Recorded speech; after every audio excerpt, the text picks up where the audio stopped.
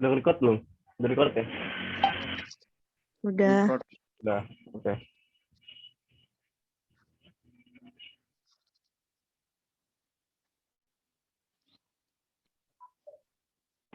Ya, Assalamualaikum warahmatullahi wabarakatuh.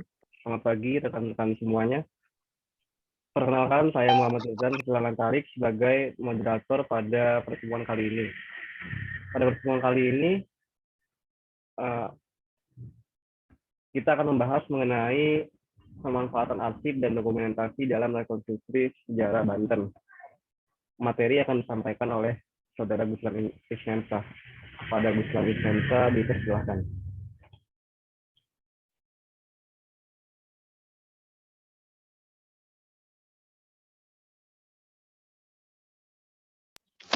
Suaranya kedengar cukup jelas nggak?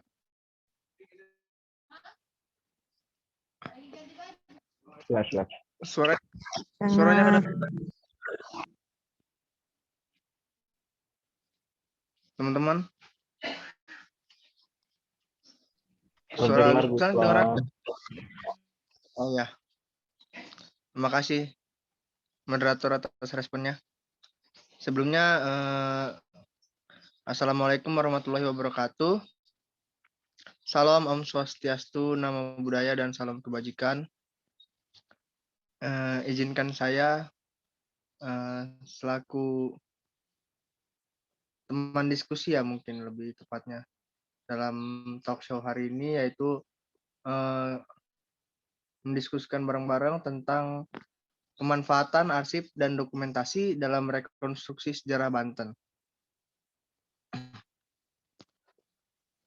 Dilanjut, moderator.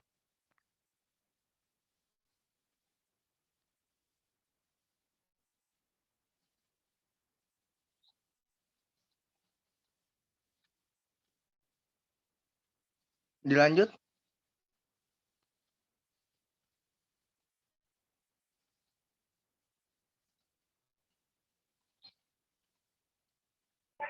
Sudah ini dengan slide pertama. Iya, slide keduanya. Iya, yang definisi kan. Ini udah. Tapi belum keluar, Jor. Di sini belum keluar.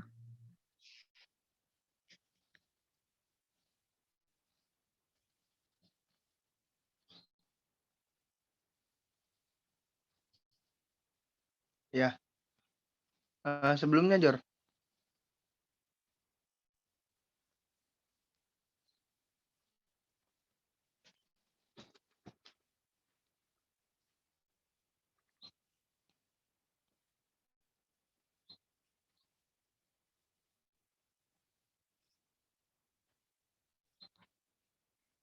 Ini slide ketiga.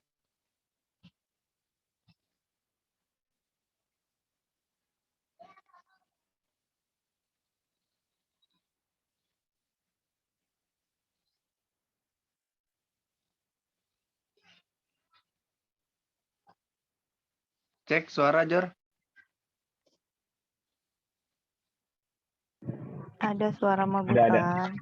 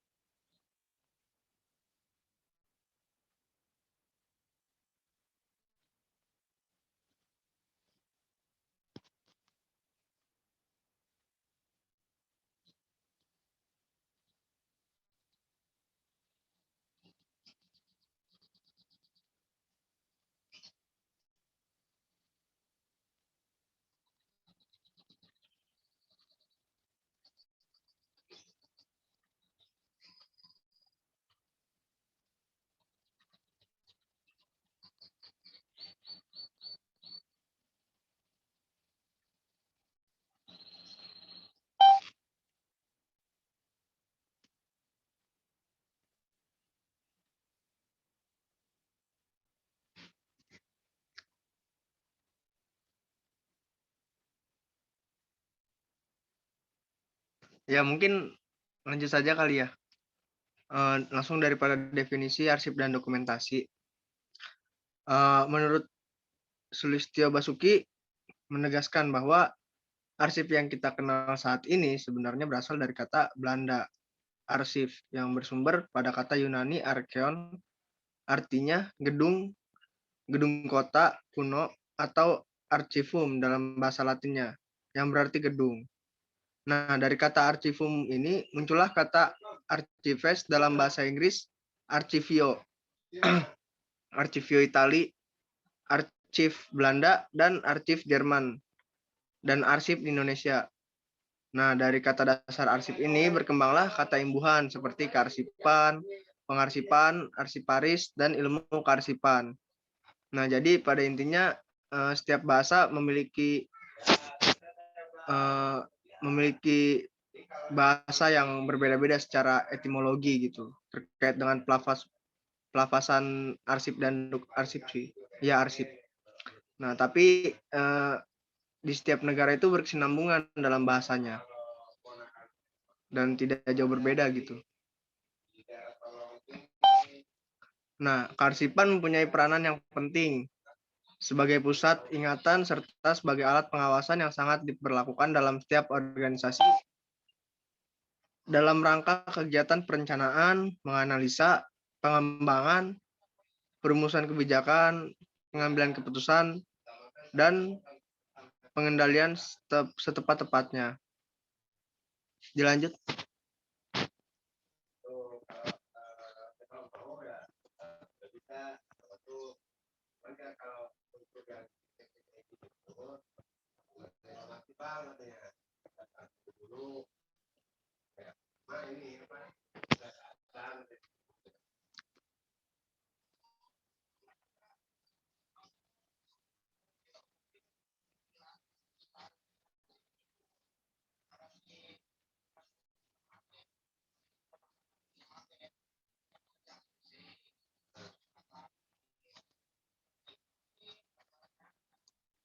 Jor, dilanjut, Jor. BTW ini operatornya siapa? Udah nih slide ke 4. Tapi di gue masih slide ketiga.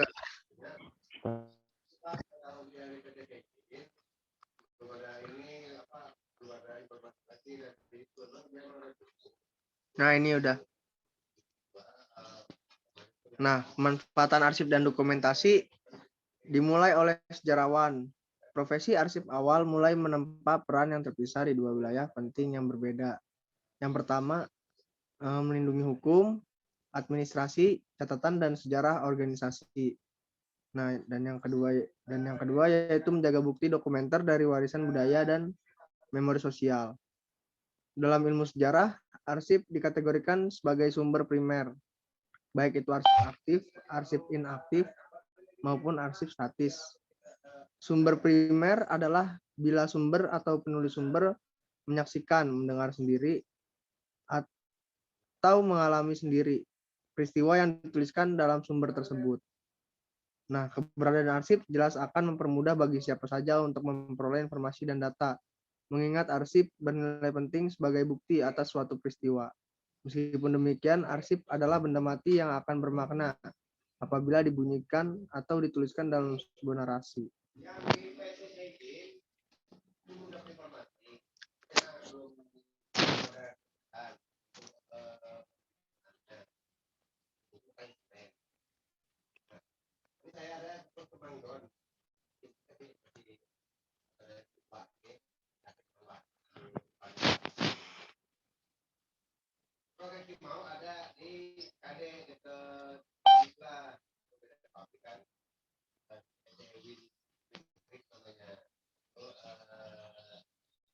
Dilanjut, Jor. Oke. Arsip dalam rekonstruksi sejarah. Menurut Kunto Wijoyo, sejarah adalah rekonstruksi masa lampau yang mempunyai makna sosial. Rekonstruksi itu meliputi apa saja yang sudah dipikirkan, dikatakan, dikerjakan, dirasakan, dan dialami oleh umat manusia. Arsip merupakan kunci dalam rekonstruksi peristiwa sejarah. Dalam mengungkap arsip diperlukan metode sejarah. Penulisan sejarah memerlukan suatu hal yang konkret. Untuk itu, arsip merupakan suatu alat yang mampu melahirkan rekaman peristiwa sejarah untuk mengungkap sebuah kejadian ataupun peristiwa yang pernah terjadi di masa lampau. Nah, penelitian tersebut membutuhkan sebuah dokumen atau yang kemudian dengan lebih khusus dikenal dengan arsip sebagai sumber utama. Sumber sejarah yang banyak digunakan dalam penulisan sejarah adalah arsip statis.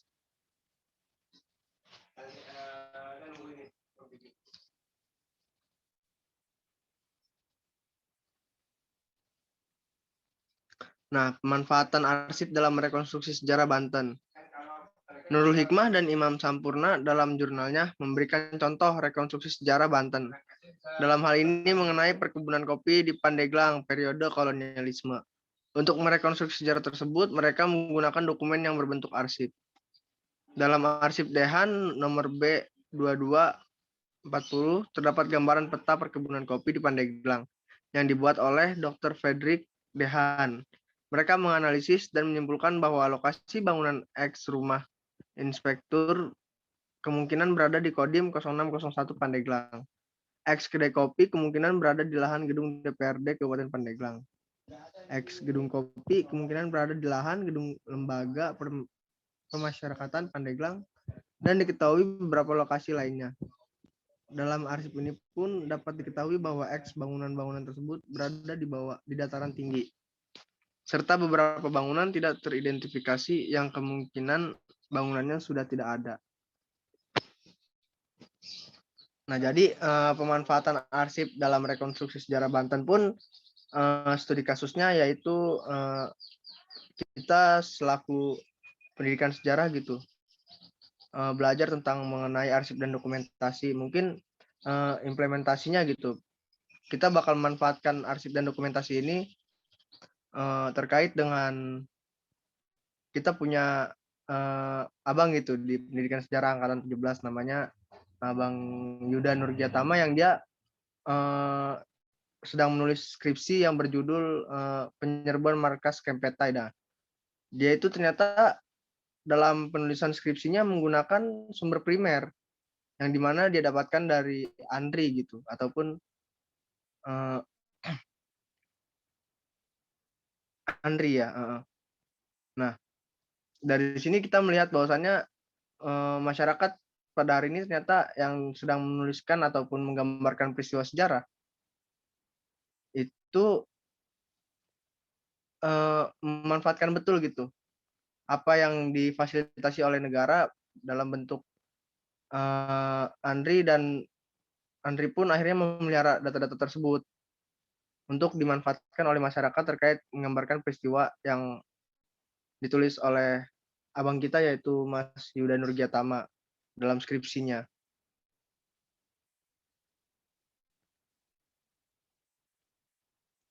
Dan ini bentuk salah satu pemanfaatan arsip dalam rekonstruksi sejarah Banten. Jadi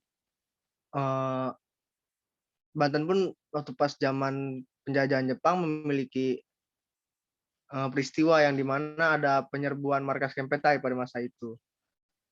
Nah, Mas Yuda Nurgiatama ini mencari data sumber primernya yang melalui koran ternyata, dan alhamdulillahnya ada gitu di Andri. Nah, koran ini bisa dijadikan sumber primer karena koran itu kan dibuatnya sama gitu, bertepatan pada hari itu juga. Seperti itu. Pemanfaatan arsip dalam rekonstruksi sejarah Banten.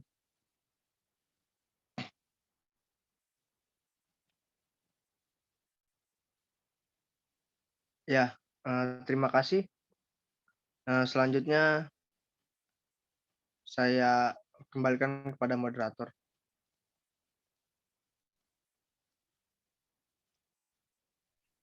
Ya, terima kasih kepada Saudara Guslan atas pemaparan materinya. Sekarang kita masuk ke sesi diskusi atau tanya jawab bagi audiens yang ingin bertanya atau berpendapat, dipersilakan.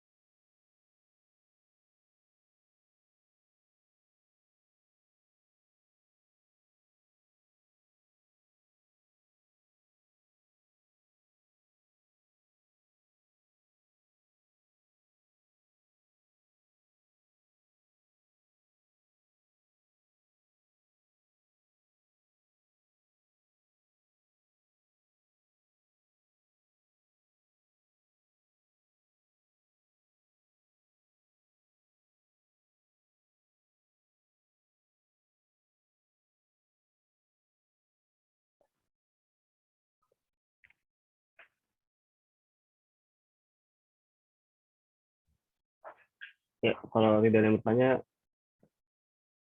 saya yang bertanya deh. Nah, saya ingin bertanya pada Saudara Guslan, berbicara dengan arsip dan dokumentasi dalam rekonstruksi sejarah gitu. Dalam hari ini sejarah Banten. Apakah semua arsip dan dokumentasi itu baik digunakan untuk rekonstruksi sejarah? Ya, terima kasih.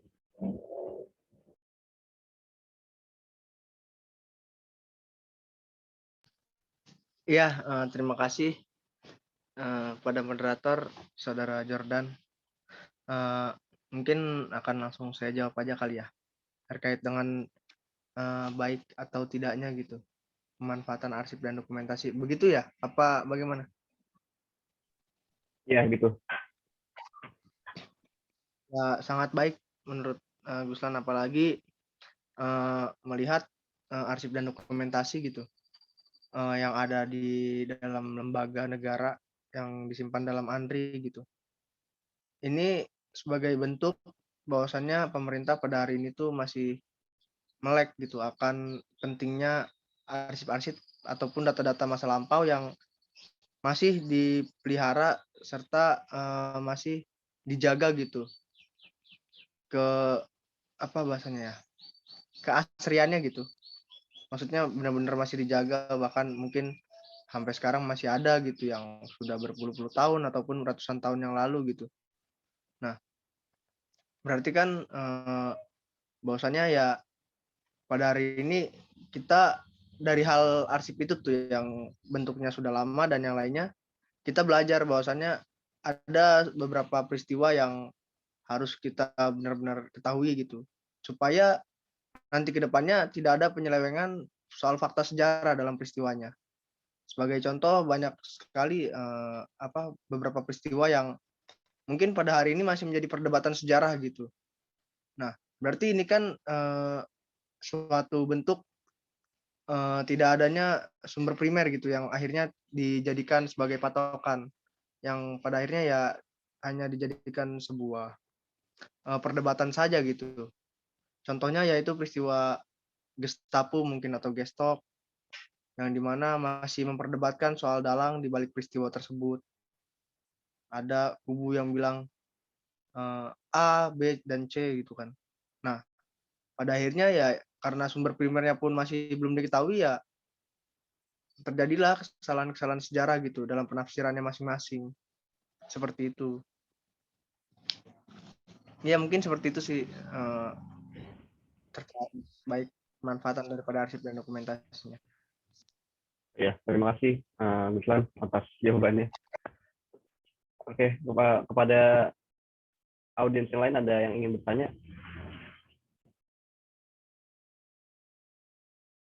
Ya, sepertinya nggak ada lagi ya. Ya udah, jika tidak ada pertanyaan lagi, akan saya tutup diskusi pada hari ini.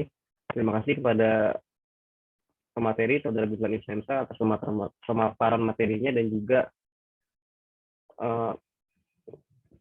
sharing-sharing mengenai pemanfaatan arsip dan dokumentasi dalam rekonstruksi sejarah Banten ya.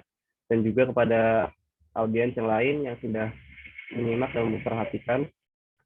Dan juga terima kasih kepada Bapak Arif Permana Putra selaku dosen pengampu pada mata kuliah hari ini, arsip dan dokumentasi, yang kebetulan tidak bisa hadir pada pertemuan kali ini. Saya tutup diskusi pada hari ini. Kurang lebihnya mohon maaf. Wassalamualaikum warahmatullahi wabarakatuh. Waalaikumsalam warahmatullahi wabarakatuh.